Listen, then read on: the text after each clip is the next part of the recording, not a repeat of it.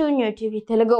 ఏపీలో స్త్రీ శక్తి పథకం అమలు తర్వాత ఆర్టీసీ బస్సులో ప్రయాణికుల రద్దీ గణనీయంగా పెరిగిన నేపథ్యంలో ఈ సమస్యను అధిగమించేందుకు కీలక చర్యలు తీసుకుంటున్నట్లు ఆర్టీసీ జోన్ 1 ఈడీ బ్రహ్మానందరెడ్డి వెల్లడించారు. ప్రయాణికుల అవసరాలకు అనుగుణంగా కొత్త బస్సులను కొనుగోలు చేయడంతో పాటు దీర్ఘకాలిక ప్రణాళికలను అమలు చేస్తున్నామని తెలిపారు. ఆయన పార్వతీపురం మన్యం జిల్లా కేంద్రంలోని ఆర్టీసీ డిపోను సందర్శించి అక్కడి పరిస్థితులను సమీక్షించారు.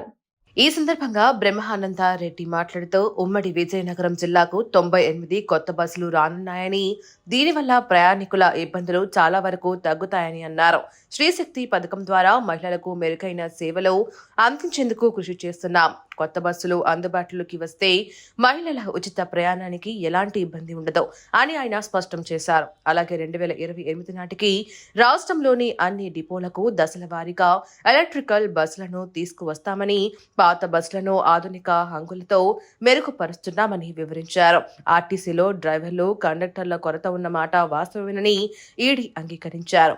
ఈ సమస్యను తాత్కాలికంగా అధిగమించడానికి ఆన్ కాల్ డ్రైవర్ల సేవలను వినియోగించుకుంటున్నామని, త్వరలోనే శాశ్వత పరిష్కారం కోసం ప్రణాళికలు సిద్ధం చేస్తున్నామని తెలిపారు. పార్వతీపురం జిల్లాకు అదనపు బస్సులు కావాలని కోరుతూ ఇప్పటికే ప్రభుత్వానికి లేఖ రాశామని ఆయన పేర్కొన్నారు.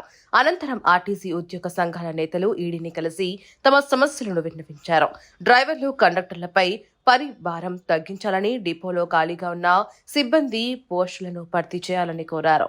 ఉద్యోగుల సమస్యలను విన్న బ్రహ్మానందరెడ్డి సంబంధిత అధికారులు ప్రతిపాదనలు పంపితే వాటిని పరిశీలించి పరిష్కార మార్గాలు చూపుతామని హామీ ఇచ్చారు.